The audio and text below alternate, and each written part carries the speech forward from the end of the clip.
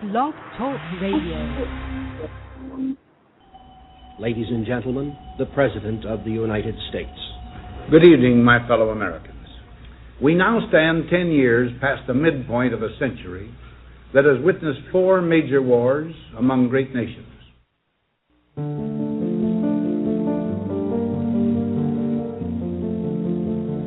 Until the latest of our world conflicts, the United States had no armaments industry. American makers of plowshares could, with time and as required, make swords as well.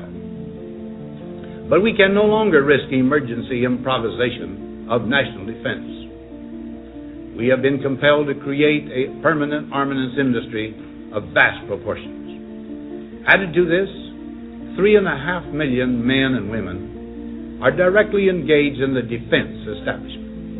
Now, this conjunction of an immense military establishment and a large arms industry is new in the American experience. The total influence, economic, political, even spiritual, is felt in every city, every state house, every office of the federal government.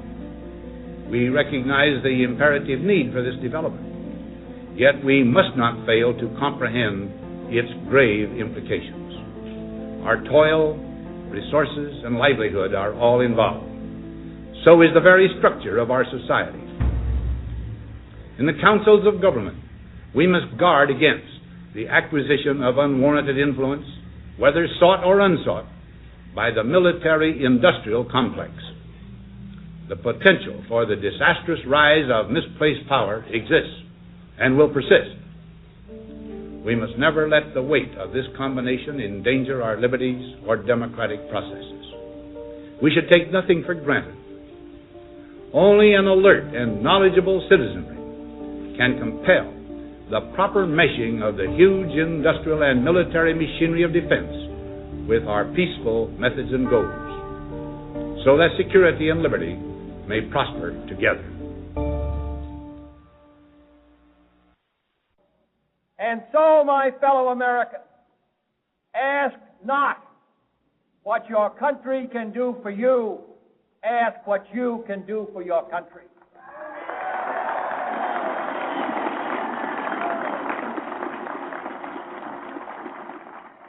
My fellow citizens of the world, ask not what America will do for you, but what together we can do for the freedom of man.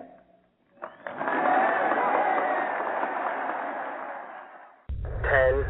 9, 8, 7, 6, 5, 4, 3, 2, 1.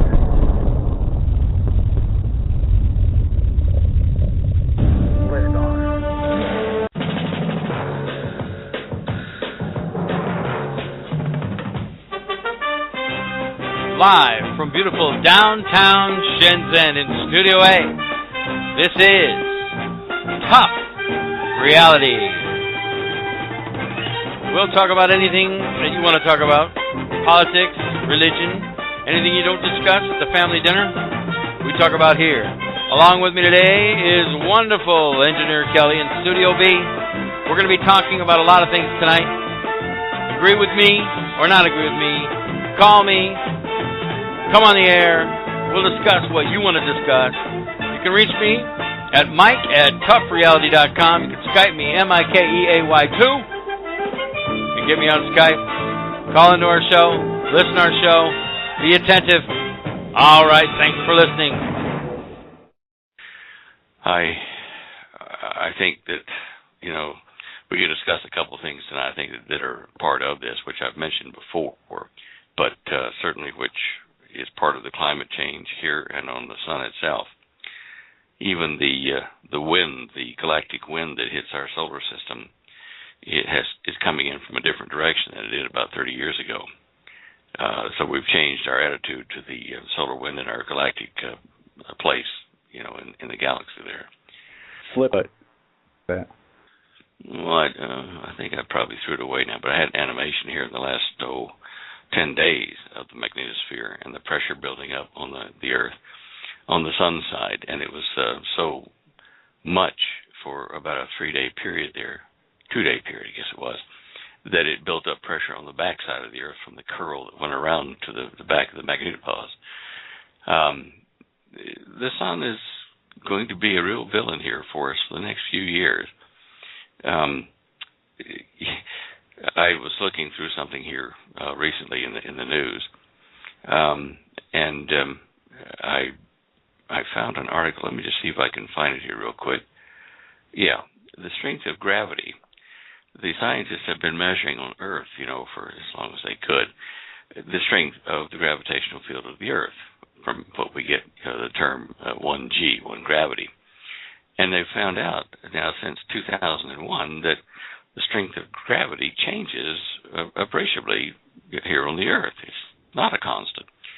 And they're finding that the strength of gravity went up so many 100 milli, whatever's, a tiny amount, and that it's different to what it was in 2001, and before that it was lower. So it's oscillating back and forth. And this is really fitting into what I've been trying to explain to people about how gravity works.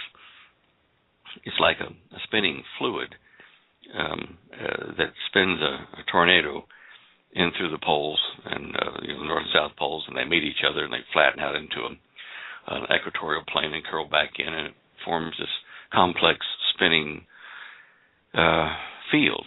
And if you look at a glass of water and put some pepper grains or something on it and stir it up real quick, so you got a little tornado running down the middle of your glass of water, and watch it as it starts to slow down. The very bottom tip of the air spinning inside that water, it makes that little column looks like a tornado. The air of that starts to cause it to bounce up and down very slowly as it slows down. You'll see the bottom of that little tornado in the glass of water going up, down, like that.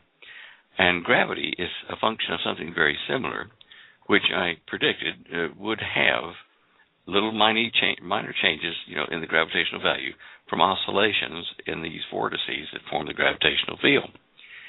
Now, eventually, that glass of water stops spinning, and you don't have any vortex in there, and the water is still.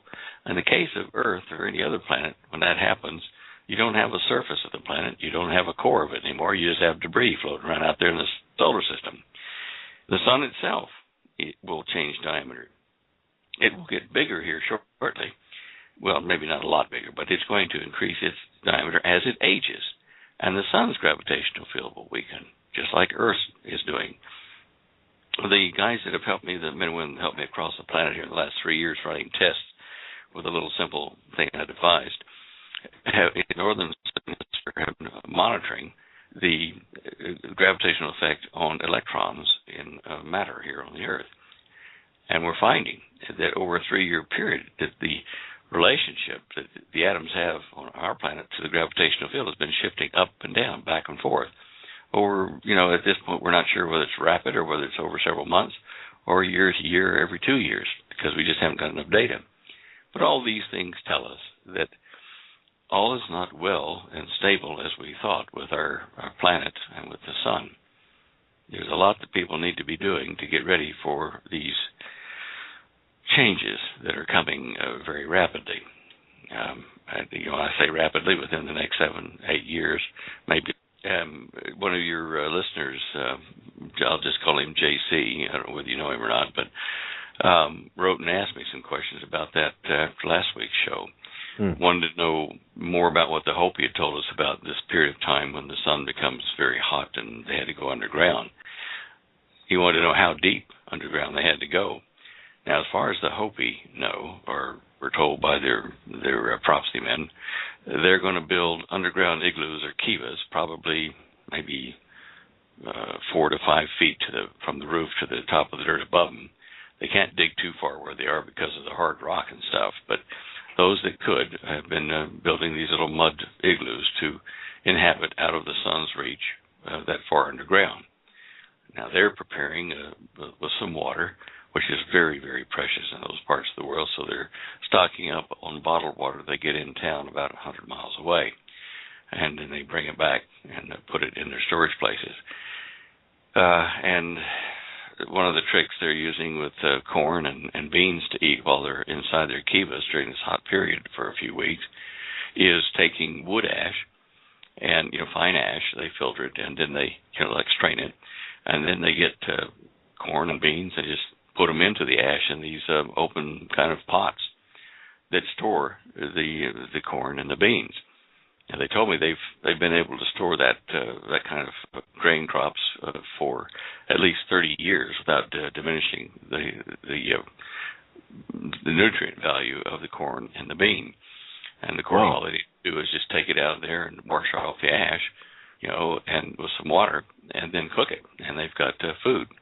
So that's what they're doing. I don't know if they've done anything different since I talked to them last, and not all the Hopi are doing it. Only some who believe that the solar event is coming.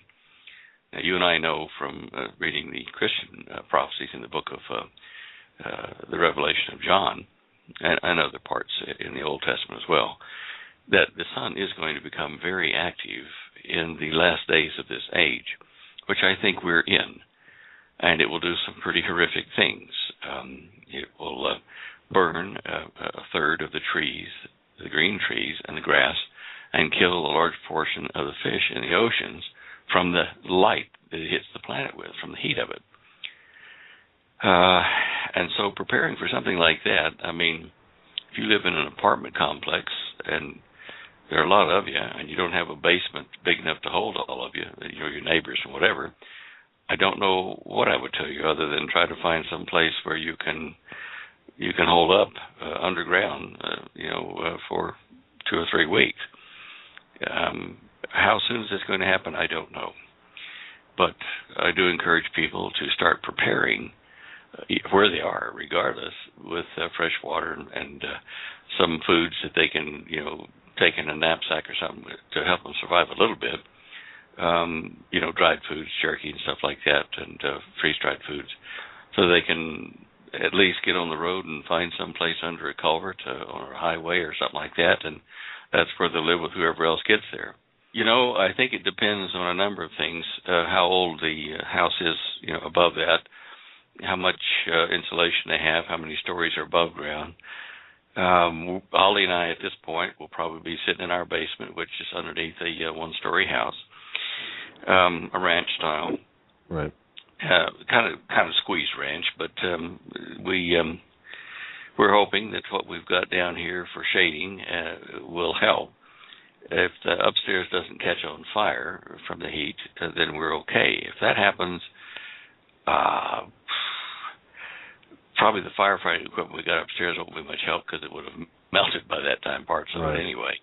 But for normal fires, we can fight them with the firefighting equipment we've stored here and the water. But, we're also making plans to, we've got knapsacks and a little trailer hooked up to the back of one of the vehicles, and we can run with that to a couple of places that are within 20 miles of here and hopefully get into there before other people block it so we can't get in.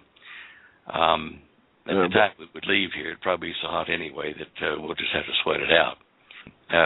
Certainly, it might not be hours worth, it might be minutes, but the sun will start putting out more light, visible light, as the situation like this progresses. Already we're seeing ultraviolet increases in areas that normally at this time of year they wouldn't get. We've noticed it here in Colorado. We've seen the bluer or whiter side of the sunlight only at a UV10 on the scale. But other areas down south of us, I've seen them at 12, and you're starting to peak out then in the visible ultraviolet range. I don't know. I think the official weather bureaus would break protocol and tell you, just because they're human, and they might just throw caution to the wind and say, look, we're told not to tell you this, but, blah, blah, blah is happening. Prepare, do this or that. It's hard with the sun, at least with the civilian data, to know how long you have when an event starts, because you're talking about events that we weren't around with scientific instruments to measure the last time it happened, if it ever happened.